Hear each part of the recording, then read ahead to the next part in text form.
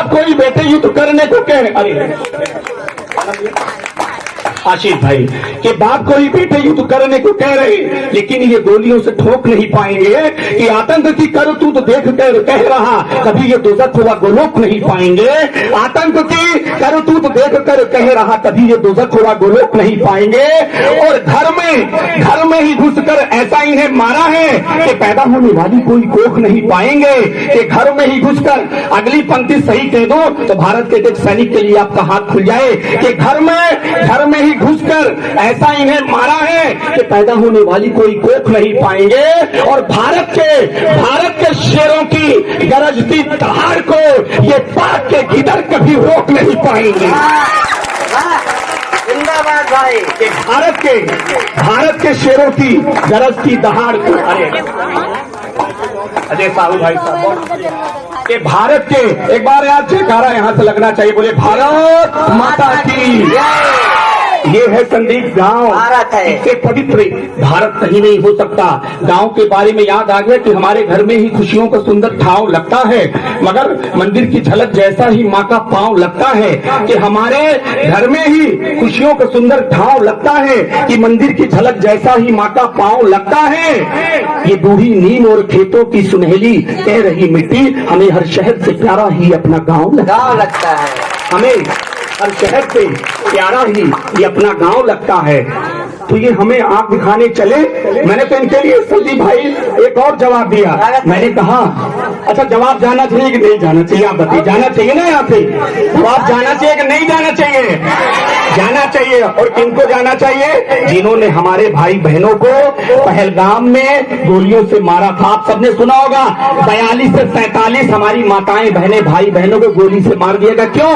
क्योंकि वो हिंदू थे, इसलिए मार दिया गया। और वैसे तो अगर आप इतिहास पढ़े हो, पहले भी मराठा साम्राज्य से लेकर मुगल साम्राज्य से लेकर तब भी आपको धर्म पूछकर मारा गया था, तब भाला और तीर से मारा गया था। आज भी आपको धर्म पूछकर मारा जा रहा है, आज गोलियों से मारा जा रहा है। और अगर आज भी आप अलग अलग रहे तो आने वाले समय में फिर से आपको धर्म पूछ करके मारा जाएगा। लेकिन ऐसे जो लोग धर्म पूछकर गोली मारे, ऐसे लोगों की जगह कहाँ होनी चाहिए? एक जगह और दे रहा हूं, और अपना मन बनाइएगा तालियों का। अभी जिन्होंने तालियां न बजाई हो, इस बार अगर तालियां रोक सके तो रोक लीजिएगा। मैं दावा कर रहा हूं अगर सीने में, दिल में अगर भारत के लिए 1% प्यार भी आपका होगा तो तालियां इस बार अपने आप आ जाएंगी। मैंने कहा कि धर्म नाम पूछकर गोलियां चलाई है तो भाईचारे की न कोई बांध होनी चाहिए। भैया सुनिएगा कि धर्म नाम पूछकर गोलियां चलाई है तो भाईचारे की न कोई बांध देनी चाहिए। और भारत में रह रहे पाकिस्तानी काफिरों की नाम पते वाली सूची मांग देनी चाहिए। भारत में रह रहे पाकिस्तानी काफिरों की नाम पते वाली सूची मांग लेनी चाहिए। जिन्होंने हमारे भाई बहनों को मार दिया उन पे सीमाएं सारी लांग देनी चाहिए। अगली पंक्ति ऐसे पाकिस्तान के उन आतंकवादियों को जवाब दे रहा हूं, उनके लिए ऐसा मैं सरकार से मांग करता हूं, ऐसी सजा उनके लिए होनी चाहिए। सही कह दूं तो समर्थन करिएगा कि धर्म नाम पूछकर गोलियां चलाई अब भाईचारे की न कोई बांध देनी चाहिए। भारत में रह रहे पाकिस्तानी काफिरों की नाम पते वाली सूची मांग लेनी चाहिए। जिन्होंने हमारे भाई बहनों को मार दिया उन पर सीमाएं सारी लांग देनी चाहिए। ऐसे आतंकवादियों की गर्दनों को काटकर उसी लाल चौक पे ही टांग देनी चाहिए। भाई बहुत शुक्रिया। ऐसे आतंकवादियों की गर्दनों को काटकर उसी लाल चौक पे ही टांग देनी चाहिए, उसी लाल चौक पे ही टांग देनी चाहिए।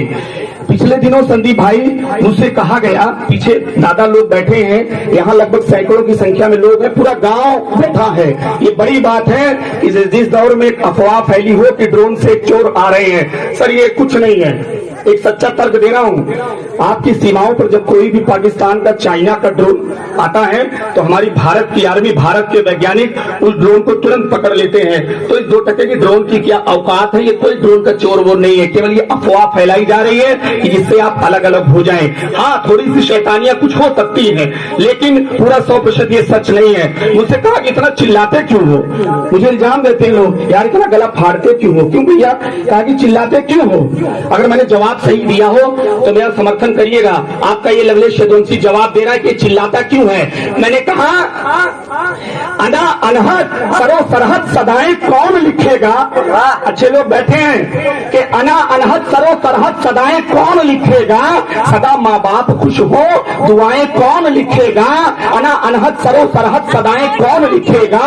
सदा माँ बाप खुश हो दुआएं कौन लिखेगा। अगर शीला व मुन्नी की जवानी लिखने बैठूंगा तो मेरे देश भारत की पीड़ाएं कौन लिखेगा। तो मेरे देश भारत की पीड़ाएं कौन लिखेगा।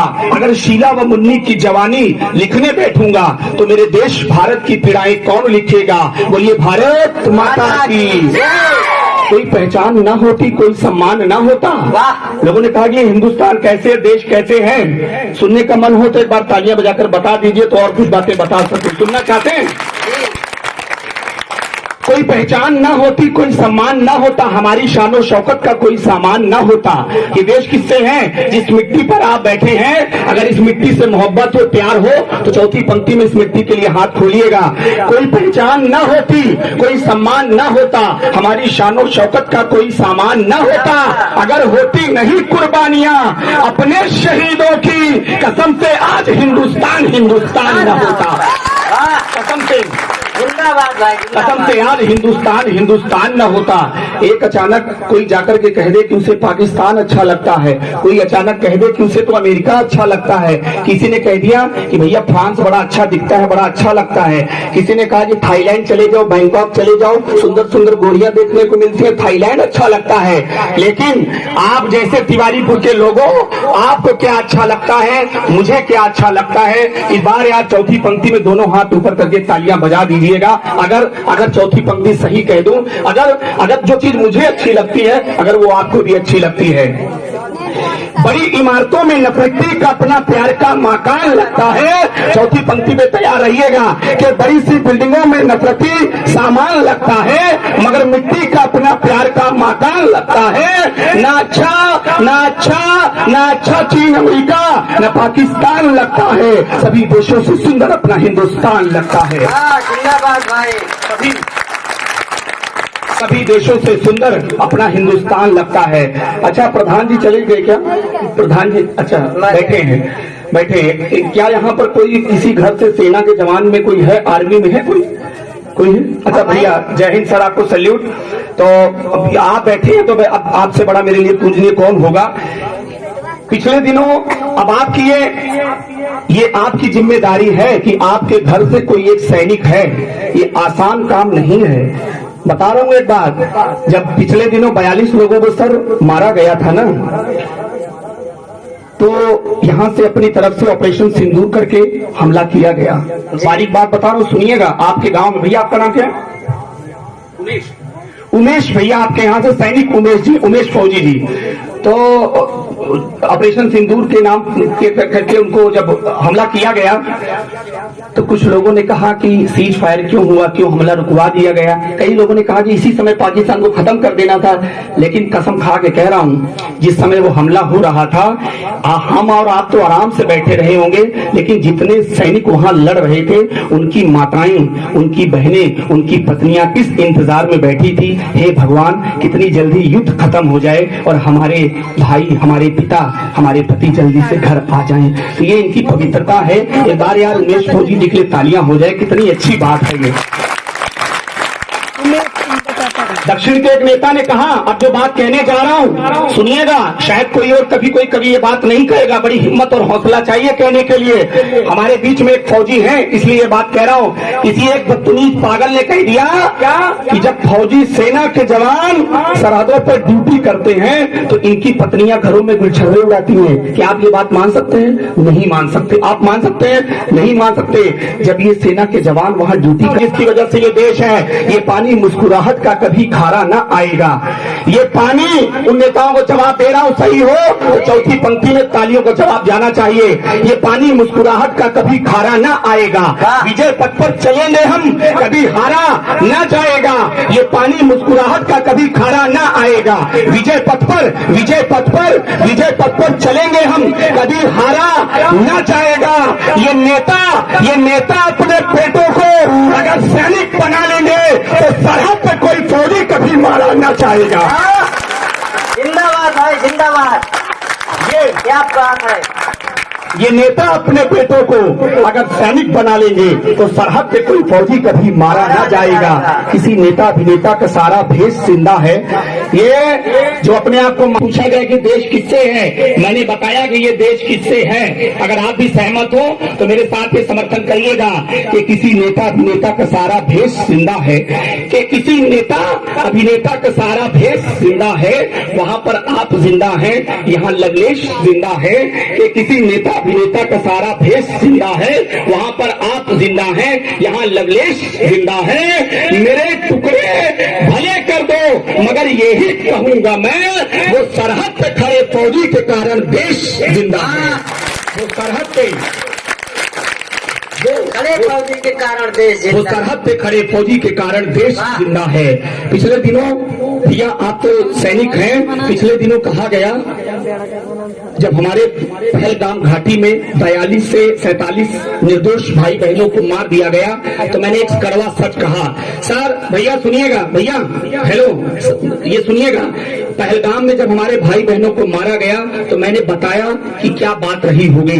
अगर सच कह दूं तो बस आपकी तालियों का प्यार मिल जाए। कड़वा सच कह रहा हूं। मैंने एक जगह ये बात कही तो लोगों ने मेरा विरोध कर दिया। मैं समझ ही नहीं पाया कि मेरा विरोध क्यों किया। मुझे एक जगह मारने के लिए लोग आ गए, लेकिन आज मैं देखना चाहता हूं कि तिवारीपुर गुठिया के लोग इस बात को समझ पाते कि नहीं समझ पाते। जिस पंक्ति के लिए मुझे मारने को लोग दौड़े, उन्होंने कहा तुम्हारी हिम्मत कैसे हुई कहने की, लेकिन हमने कहा हम सच को सच कहेंगे, दिन को दिन कहेंगे, रात को रात कहेंगे। तब मैंने कहा तो पहलगाम में हुआ। मैंने कहा कि मोहब्बत में जहर की बूंद का किरदार ना होता। सुनिएगा वो कड़वा सच कि मोहब्बत में अगर मैं गलत कहूं तो मुझे आकर के थप्पड़ मार दीजिएगा, मुझे बिठा दीजिएगा, लेकिन सही हो जाए तो दोनों हाथ ऊपर आकाश में लहरा जाएं कि मोहब्बत में जहर की बूंद का किरदार ना होता, मोहब्बत में जहर की बूंद का किरदार ना होता, अगर कोई यहाँ जयचंद सा मक्कार ना होता। कि मोहब्बत में जहर की बूंद का किरदार ना होता, अगर कोई यहाँ जयचंद सा मक्कार ना होता, अगर कोई यहाँ जयचंद सा मक्कार ना होता। वो पहलगाम घाटी में किसी की जान ना जाती, वो पहलगाम घाटी में किसी की जान न जाती, अगर भारत के अपनों में कोई गद्दार न होता।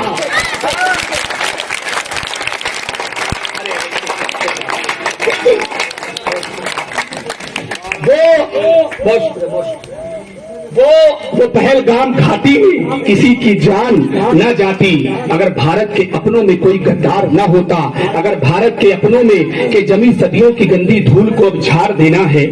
जमी एक दूंगा कि आप बिना भूमिका बताए समझ पाते कि नहीं समझ पाते। जो 4 पंक्तियां पढ़ने जा रहा हूं अगर समझ पाए तो आपकी तालियां यहां से इस तरह उठे कि जम्मू कश्मीर के उस स्थान तक चली जाएं जिसके लिए मैं कहने जा रहा हूं, जिसके लिए हमारे पुरखों ने, हमारे बाप दादाओं ने अपनी गर्दनें कटवा दी। हमारे कश्मीरी पंडित भाइयों ने, तिवारी जी बैठे, तिवारी जी, हमारे तिवारी शुक्ला, तमाम कश्मीरी पंडितों ने अपनी गर्दनें कटवा दी, कश्मीरी पंडित भाइयों ने। अब आपकी जिम्मेदारी है कि ये पंक्तियां आप लोग समझिए कि जमी सदियों की गंदी धूल को अब झाड़ देना है, कि जमी सदियों की गंदी धूल को अब झाड़ देना है, हमें आतंकियों की छातियों को फाड़ देना है, कि जमी सदियों की गंदी धूल को अब झाड़ देना है, हमें आतंकियों की छातियों को फाड़ देना है। अभी तो 370 हटाया आज हमने है, अभी कल फिर पीओके पर तिरंगा गाड़ देना है। वाह भाई वाह। अभी तो 370 हटाया आज हमने है, अभी कल फिर पीओके पर तिरंगा गाड़ देना है। अयोध्या संस्कृति के कितने लोग प्रभु श्री राम से प्यार करते हैं? जरा एक बार हाथ खड़ा करके बता दें। जितने लोग करते हैं एक बार बोलिए जय जय श्री राम। तो एक 4 पंक्तियां अयोध्या तक पहुंचानी चाहिए मुझे लगता है। तो आइए अयोध्या तक मैं 4 पंक्तियां पहुंचा रहा हूं। इस बार चौथी पंक्ति में प्रभु राम के चरणों में प्रणाम करिएगा तालियों से। अयोध्या संस्कृति के फिर हंसी पैगाम आए हैं, यहाँ मंदिर के पूजन से ही चारों धाम आए हैं कि अयोध्या संस्कृति के फिर हंसी पैगाम आए हैं, यहाँ मंदिर के पूजन से ही चारों धाम आए हैं। खिलाफत करने के पहले विरोधी सोच लेना तुम, कई कुर्बानियां दी तक प्रभु श्री राम आए हैं। बहुत खूब भाई, बहुत खूब। कई कुर्बानियां दी तब प्रभु श्री राम आए हैं, कई कुर्बानियां दी तब प्रभु श्री राम आए हैं। और एक आध रात भर पढ़ियो तो हम बैठ रहा। चलिए फिर एक बार तालियां हो जाएं तो मैं एक आध 2 मुक्तक और पढ़ देता हूं कि भरत की आंख में आंसू कभी पल्ले नहीं थे।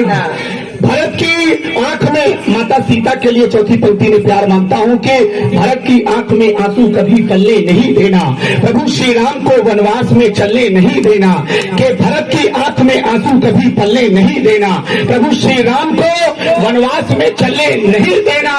अयोध्या में बना मंदिर मगर मन से निवेदन है, किसी सीता को फिर से आग में जलने नहीं देना। किसी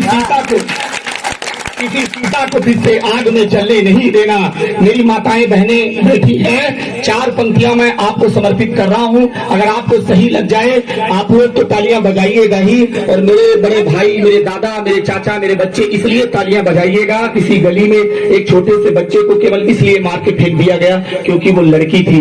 मैंने कहा, मुझसे कहा गया कि लड़की क्या है। मैंने कहा कि लड़कियां तो 2 घरों को संभालती हैं, मायका भी देखती हैं, ससुराल भी देखती हैं। मेरी भी 2 बहनें हैं। मैं तो बड़ा लड़कियों बहनों से बड़ा प्रेम करता हूं, क्योंकि मैंने महसूस किया जब मैं अपनी बहनों की विदाई कर रहा था, दोनों बहनों की, तो मेरी आंखें इसलिए छलछला रही थी कि जब हम लड़के, हम पुरुष जब कभी 1-2 दिन के लिए कहीं चले जाएं तो कितना मायूसी लगती है। लेकिन यार ये लड़कियां तो पूरी जिंदगी हम सबको छोड़ करके दूसरे घर में चली जाती हैं, इससे बड़ा प्रेम क्या होगा। एक बात तालियां होनी चाहिए। दुनिया का कोई भी सबसे बड़ा युद्ध कभी नहीं हो सकता जो युद्ध मेरी माताएं बहनें सहती हैं। अगर वो तर्क सही दे दूं तो आप अपनी अपनी बेटी, अपनी अपनी बहन के लिए तालियां बजा दीजिएगा। मैंने कहा अगर पढ़े लिखे लोग बैठे हो, प्रथम विश्व युद्ध 1914 से 1918 में हुआ था, लेकिन वो युद्ध भी कुछ नहीं। द्वितीय विश्व युद्ध 1939 से 1945 ईस्वी में हुआ था, 6 वर्षों का, वो भी कुछ नहीं। प्रथम स्वतंत्रता संग्राम 1857 में हुआ था, वो भी कुछ नहीं। जलियांवाला बाग हत्याकांड 1919 ईस्वी में हुआ था, वो भी कुछ नहीं। 1920 में असहयोग आंदोलन हुआ था, वो भी कुछ नहीं। 1922 में चौरी चौरा कांड हुआ था, वो भी कुछ नहीं। 1930 में सविनय अवज्ञा आंदोलन हुआ था, वो भी कुछ नहीं। 1942 में भारत छोड़ो आंदोलन हुआ, वो भी कुछ नहीं। 1947 में भारत देश आजाद हुआ, वो भी कुछ नहीं। क्योंकि दुनिया का सबसे बड़ा युद्ध मेरी माताएं बहनें सहती हैं जब वो अपनी पेट में, कि आप बिना भूमिका बताए समझ पाते कि नहीं समझ पाते। जो 4 पंक्तियां पढ़ने जा रहा हूं, अगर समझ पाए तो आपकी तालियां यहां से इस तरह उठे कि जम्मू कश्मीर के उस स्थान तक चली जाएं जिसके लिए मैं कहने जा रहा हूं, जिसके लिए हमारे पुरखों ने, हमारे बाप दादाओं ने अपनी गर्दनें कटवा दी। हमारे कश्मीरी पंडित भाइयों ने, तिवारी जी बैठे, तिवारी जी, हमारे तिवारी, शुक्ला, तमाम कश्मीरी पंडितों ने अपनी गर्दनें कटवा दी, कश्मीरी पंडित भाइयों ने। अब आपकी जिम्मेदारी है कि ये पंक्तियां आप लोग समझिए कि जमी सदियों की गंदी धूल को अब झाड़ देना है। कि जमी सदियों की गंदी धूल को अब झाड़ देना है। हमें आतंकियों की छातियों को फाड़ देना है। कि जमी सदियों की गंदी धूल को अब झाड़ देना है। हमें आतंकियों की छातियों को फाड़ देना है। अभी तो 370 हटाया आज हमने है, अभी कल फिर पीओके पर तिरंगा गाड़ देना है। हाँ भाई वाह। अभी तो 370 हटाया आज हमने है, अभी कल फिर पीओके पर तिरंगा गाड़ देना है। अयोध्या संस्कृति के कितने लोग प्रभु श्री राम से प्यार करते हैं? जरा एक बार हाथ खड़ा करके बता दें। जितने लोग करते हैं एक बार बोलिए जय जय श्री राम। तो एक 4 पंक्तियां अयोध्या तक पहुंचानी चाहिए मुझे लगता है। तो आइए अयोध्या तक मैं 4 पंक्तियां पहुंचा रहा हूं। इस बार चौथी पंक्ति में प्रभु राम के चरणों में प्रणाम करिएगा तालियों से। अयोध्या संस्कृति के फिर हंसी पैगाम आए हैं, यहाँ मंदिर के पूजन से ही चारों धाम आए हैं। कि अयोध्या संस्कृति के फिर हंसी पैगाम आए हैं, यहाँ मंदिर के पूजन से ही चारों धाम आए हैं। खिलाफत करने के पहले विरोधी सोच लेना तुम, कई कुर्बानियां दी तक प्रभु श्री राम आए हैं। बहुत खूब भाई, बहुत खूब। कई कुर्बानियां दी तब प्रभु श्री राम आए हैं, कई कुर्बानियां दी तब प्रभु श्री राम आए हैं। और एक आध रात भर पढ़ियो तो हम बैठ रहा। चलिए फिर एक बार तालियां हो जाएं तो मैं एक आध दो मुक्तक और पढ़ देता हूँ कि भरत की आंख में आंसू कभी पल्ले नहीं थे। भरत की आंख में, माता सीता के लिए चौथी पंक्ति में प्यार मांगता हूँ कि भरत की आंख में आंसू कभी पल्ले नहीं देना, प्रभु श्री राम को वनवास में चलने नहीं देना। कि भरत की आंख में आंसू कभी पल्ले नहीं देना, प्रभु श्री राम को वनवास में चलने नहीं देना। अयोध्या में बना मंदिर मगर मन से निवेदन है, किसी सीता को फिर से आग में जलने नहीं देना। किसी सीता को फिर से आग में जलने नहीं देना। मेरी माताएं बहनें बैठी हैं, 4 पंक्तियां मैं आपको समर्पित कर रहा हूं। अगर आपको सही लग जाए आप लोग तो तालियां बजाइएगा ही, और मेरे बड़े भाई, मेरे दादा, मेरे चाचा, मेरे बच्चे इसलिए तालियां बजाइएगा, महीने का गर्भ ठहराती है। इस 9 महीने से बड़ा युद्ध दुनिया में कोई नहीं है। अगले जन्म में आए रहे इस दुनिया में इससे बड़ा युद्ध कोई नहीं हो सकता है। उससे कहा गया कि बेटी क्या है। सुनिएगा, सच्ची और पवित्र पंक्तियां कह रहा हूं, आप लोग जरूर ताली बजाइएगा। पुरुष का ये तो वर्ग है ही, धर्म है ही, लेकिन माताएं बहनें बैठी, 4 पंक्तियां आपके चरणों में रख रहा हूं। बस मुझसे एक सवाल किसी ने किया कि ये बेटी क्या है। अगर मैंने जवाब सही दिया हो तो ये जवाब आपका भी होना चाहिए। मैंने कहा कि यही दुखों को हरती है, यही तो मर्म लेती है, यही दुखों को हरती है, यही तो मर्म लेती है, यही लज्जा, यही इज्जत, यही तो शर्म लेती है। यही दुखों को हरती है, यही तो मर्म लेती है, यही लज्जा, यही इज्जत, यही तो शर्म लेती है। बड़े ही शौक से पापा मेरे अक्सर कहा करते, किसी का भाग्य अच्छा हो तो बेटी जन्म लेती है। किसी का भाग्य अच्छा हो तो बेटी जन्म लेती है। पिछले कुछ साल पहले ओलंपिक खेल हुआ, बेटी सुनना, ओलंपिक खेल हुआ तो वहां मेडल बहुत सारे आए, लेकिन लड़के मेडल ज्यादा लाए, लेकिन लड़कियां मेडल कम लाई। मैंने एक तर्क बताया, मैंने कहा लड़कियां मेडल कम क्यों लाई। अगर वो तर्क सही हो, अगर वो तर्क सर आप सबका भी लगे तो अपना प्यार, अपना आशीर्वाद दीजिएगा। मैंने कहा कि लड़कियां मेडल कम क्यों लाई, या हर खेल में लड़कियां मेडल कम क्यों लाती है। भैया ये भी तर्क सुनिएगा कि दुती हीमा से ढेरों साइन लग गई होती, दुती हीमा से ढेरों और साइन लग गई होती, विदेशों में स्वदेशी की डिवाइन लग गई होती। दुती हीमा से ढेरों और साइन लग गई होती, विदेशों में स्वदेशी की डिवाइन लग गई होती। अगर हम कोख में इन बेटियों का कत्ल न करते तो भारत में भी मेडलों की ही लाइन लग गई होती। अगर हम कोख में इन बेटियों का कत्ल ना करते तो भारत में भी मेडलों की ही लाइन लग गई होती। दवाई या कभी भी सेब की फाड़ी ना दे पाए। एक माँ अपने बेटे को बचपन से लेकर जवानी तक 20 साल, 30 साल, 40 साल तक पाल सकती है, लेकिन एक बेटा बहू के पत्नी के आ जाने के बाद अपनी माँ को 4 साल भी नहीं रख पाता। तब मैंने 4 पंक्तियां कही, माँ बीमार पड़ी है। एक दृश्य मैंने देखा, उस दृश्य को 4 पंक्तियों में दिखाया कि दवाई या कभी भी सेब की फाड़ी न दे पाए, दवाई या कभी भी सेब की फाड़ी, अपनी माँ के लिए हाथ खोलिएगा चौथी पंक्ति में, दवाई या कभी भी सेब की फाड़ी न दे पाए, कभी इलाज की खातिर कोई गाड़ी न दे पाए, दवाई या कभी भी सेब की फाड़ी न दे पाए, कभी इलाज की खातिर कोई गाड़ी न दे पाए। वो अपनी प्रेमिका को गिफ्ट मोबाइल तो दे आए, मगर घर में पड़ी माँ को कभी साड़ी न दे पाए। नवनीत भाई, आपकी पंक्तियां सुनकर मुझे 4 पंक्तियां याद आई कि माँ की दुआ कभी भी खाली नहीं जाती। फोटो खिंचवा लो भैया, बढ़िया आ रहे हैं। ना यार फिर से खींच लो, समय है कि वो अपनी प्रेमिका को गिफ्ट मोबाइल तो दे आए, मगर घर में पड़ी माँ को कभी साड़ी न दे पाए। और एक कविता मैं पढ़ दे रहा हूँ, लास्ट कविता पढ़ रहा आपके हूँ। मुक्तक सुन के मुझे 4 पंक्तियां किसी कवि की याद आती हैं कि माँ की दुआ कभी भी खाली नहीं जाती, बात की बद्दुआ टाली नहीं जाती, मजदूरी करके माँ पाल लेती है 4 बेटों को, मगर 4 बेटों से एक माँ पाली नहीं जाती। स्वागत भैया। सर मैं तो नहीं जानता कि कितने लोग क्या जानते हैं। संभाजी महाराज के बारे में सुना होगा, छत्रपति शिवाजी महाराज के बारे में कुछ लोगों ने सुना होगा। कुछ लोगों ने नहीं, सब लोगों ने सुना है। तो एक बार ताली बजा दीजिए अगर सुना हो तो। एक फिल्म आई थी छावा, छावा फिल्म देखी होगी किसी ने? छावा फिल्म आई थी, किसी ने देखी या नहीं देखी बच्चों? तो मैं आपको उस फिल्म की पूरी स्टोरी एक कविता में सुना दे रहा हूँ। बस जो लोग नहीं जानते मैं उनसे बता दूं, मेरे दादा बैठे हैं, शायद आप लोग ना जानते होंगे थोड़ी सी अंदर की स्टोरी क्या थी। महाराष्ट्र का मराठा साम्राज्य, भारत में बहुत सारे साम्राज्य हुए, मुगल साम्राज्य, मराठा साम्राज्य, कुषाण वंश, गुप्त साम्राज्य, बहुत सारे वंश हुए। मराठा साम्राज्य में छत्रपति शिवाजी ने हिंदुओं के लिए, अपने हिंदू धर्म को बचाने के लिए अपने को शहीद कर दिया।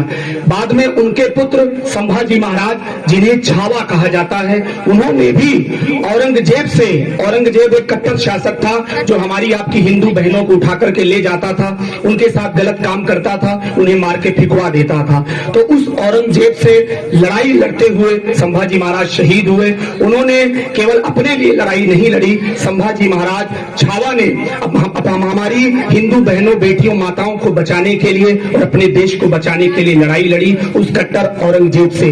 बस वही का एक वर्णन है कैसे कैसे संभाजी महाराज के साथ हुआ। एक कविता में वही आप सुना रहा हूँ अमर कहानी वीर पुरुष बलिदानी की, सुना रहा हूँ अमर कहानी वीर पुरुष बलिदानी की, एवं धरा भी बोल रही थी जय जय हिंदुस्तानी की। सुना रहा हूँ अमर कहानी वीर पुरुष बलिदानी की, एवं धरा भी बोल रही थी जय जय हिंदुस्तानी की। जिसके पौरुष के आगे मुगलों के सिर झुक जाते थे धर्म का रक्षक, जिसके पौरुष के आगे आंधी तूफान रुक जाते थे, जिसकी ताकत के आगे मुगलों के सिर झुक जाते थे, जिसकी ताकत के आगे मुगलों के सिर झुक जाते थे, धर्म का रक्षक वीर पुरुष था, साहस का परिचायक था। धर्म का रक्षक वीर पुरुष था, साहस का परिचायक था, जन जन का सेवक था, छावा भारत भू का नायक था। जिनसे औरंगजेब डरा था वो सब वीर मराठे थे, जिनसे औरंगजेब डरा था वो सब वीर मराठे थे, जो अपने भुजदंडों के बल से दुश्मन को काटे थे। और अगली 2 पंक्तियां आपकी इज्जत बचाने के लिए जिन्होंने दांव पे लगाया, अगली 2 पंक्तियां, दूसरी पंक्ति में आपका प्यार आ जाए कि जन जन का सेवक था, छावा भारत भू का नायक था, जिनसे औरंगजेब डरा था वो सब वीर मराठे थे, जो अपने भुजदंडों के बल से दुश्मन को काटे थे। नाम था उनका संभाजी, नाम था उनका संभाजी, और संस्कार से भरे रहे। अगली पंक्ति अगर समझ में आ जाए तो बताइएगा कि नाम था उनका संभाजी और संस्कार से भरे रहे, अपने हिंदू धर्म की खातिर तत्परता से खड़े रहे, अपने अपने हिंदू धर्म की खातिर तत्परता से खड़े रहे। और क्या किया कि अपने के 100 से ज्यादा युद्ध लड़े थे, कभी न रण में हारे थे। 100 से ज्यादा युद्ध लड़े थे, कभी न रण में हारे थे। मानव की क्या बात करे वो शेर के जबड़े फाड़े थे, मानव की क्या बात करे वो शेर के जबड़े फाड़े थे। औरंग को जब ज्ञात हुआ कि लड़कर जीत न पाऊंगा, मैं पूरी कथा आपके सामने रख रहा हूँ, बस ध्यान से सुनिएगा, कथा पूरी आपको सुनाई पड़ेगी। कि औरंग को जब ज्ञात हुआ कि लड़कर जीत न पाऊंगा, तब वो सोचा घात लगाकर इनको मार गिराऊंगा। कान्हो जी सत्ता पाने की अभिलाषा में छावा से गद्दारी कर बोला बैरी की भाषा में। औरंग से मिलकर चुपके छावा का भेद बताया था, मक्कारी का जाल बिछाकर धोखे से पकड़ाया था। फिर जालिम औरंगजेब ने हदे क्रूर की पार किया। अब देखिए उसने, औरंगजेब ने क्या क्या किया, हमारे छावा संभाजी महाराज के साथ कितना कितना गलत काम किया। एक एक काम आपके सामने दिखा रहा हूँ, सुनिएगा। कि मक्कारी का जाल बिछाकर धोखे से पकड़ाया था, फिर जालिम औरंगजेब ने हदे क्रूर की पार किया। उंगली काटी खाल उतारी ऐसी ऐसे घातक वार किया, उंगली काटी खाल उतारी, ऐसे घातक वार किया। छोटी सी जब सुई चुभे तो कितनी पीड़ा होती है, छोटी सी जब सुई चुभे तो कितनी पीड़ा होती है। उन पर इतने जुल्म हुए कि सुनकर आंखें रोती हैं। नाखूनों को नोच नोच कर, नाखूनों को नोच नोच कर बदन के टुकड़े कर डाले, तब भी आह न निकली मुंह से ऐसे थे वे मत वाले, तब भी आह न निकली मुंह से ऐसे थे वे मत वाले। अगली दो पंक्तियां सच के लिए आपसे प्यार मांगती हैं कि तब भी आह न निकली मुंह से ऐसे थे वे मत वाले। दांत तोड़कर, ऐसा सच में उनके साथ हुआ था, ये मैं कोई मैं बना करके बात नहीं कह रहा हूं, ये सारी चीजें उनके साथ हुई। और क्या किया औरंगजेब ने उनके साथ कि दांत तोड़कर जीभ काट ली, दोनों आंखें फोड़े थे। दांत तोड़कर जीभ काट ली, दोनों आंखें फोड़े थे। अगली पंक्ति अगर समझ में आ जाए तो उसे तालियों में बदलिएगा कि दांत तोड़कर जीभ काट ली, दोनों आंखें फोड़े थे। लहू देह से निकल रहा था फिर भी धर्म न छोड़े थे। लहू देह से निकल रहा था फिर भी धर्म न छोड़े थे। भुजा में ताकत आंख में शोले, भुजा में ताकत आंख में शोले, हाथ खड़ग व भाला था। मैं आपको प्रणाम इसलिए करता हूं कि आप इतनी कठिन कविता को सुन रहे हैं। एक बार आप अपने लिए तालियां बजा दीजिए। बहुत बहुत धन्यवाद कि संदीप भाई कितनी अच्छी कविता आप लोग समझ रहे हैं कि भुजा में ताकत आंख में शोले, हाथ खड़ग व भाला था। घने अंधेरों से लड़ता था ऐसा सुर्ख उजाला था, घने अंधेरों से लड़ता था ऐसा सुर्ख उजाला था। छत्रपति महाराज शिवाजी जैसे संभा छावा थे, छत्रपति महाराज शिवाजी जैसे संभा छावा थे। हर एक दुश्मन की खातिर वो ज्वालामुखी का लावा थे। इनके कारण घर मंदिर हम सबके आबाद हुए, इनके कारण घर मंदिर हम सबके आबाद हुए। औरंगजेब सरीखे मुगलों से तब हम आजाद हुए। कविता की अंतिम दो पंक्तियां आपका प्यार मांगती हैं कि औरंगजेब सरीखे मुगलों से तब हम आजाद हुए। बोलो हर हर महादेव, जय जय जय जगदम्ब भवानी की। बोलो बोलो बोलो हर हर महादेव, जय जय जय जगदम्ब भवानी की। सदा शहादत याद रहेगी संभा की कुर्बानी की, सदा शहादत संभा की कुर्बानी की। वाह, रमाकांत भी एक बार तालियां बजा दीजिए। बहुत अच्छी कविता इनको लगी और मुझे भी अच्छा लगा कि आपको इतने मन से आप सबने सुना, ये बहुत अच्छी बात है।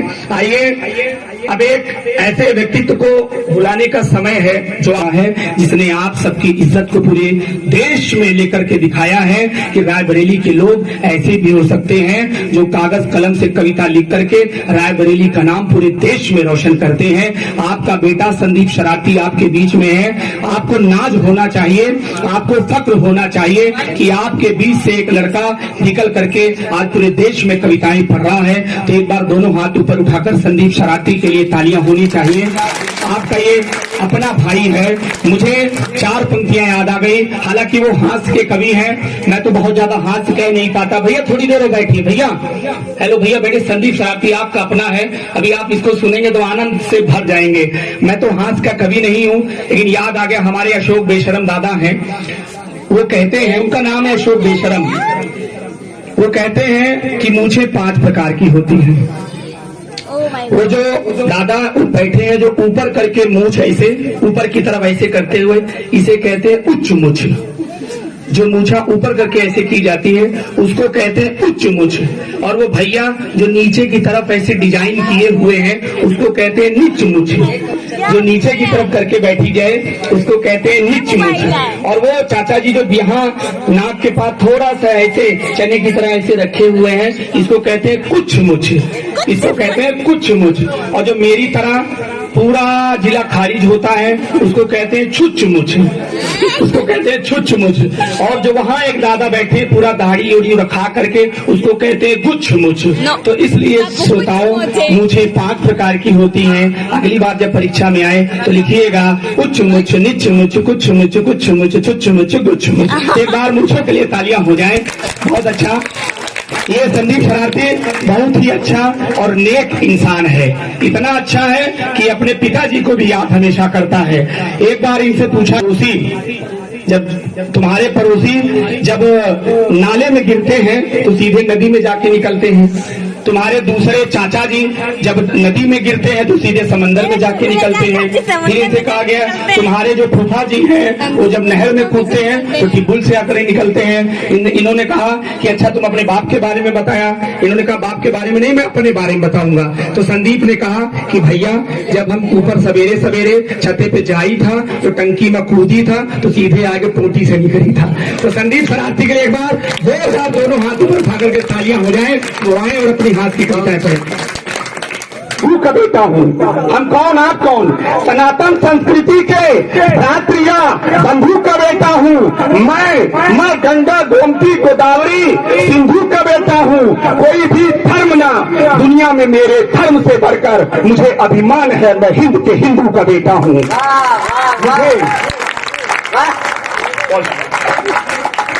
अरे सब हिंदू है भाई साहब, एक बार जोरदार तालियां पुनः बजाइए।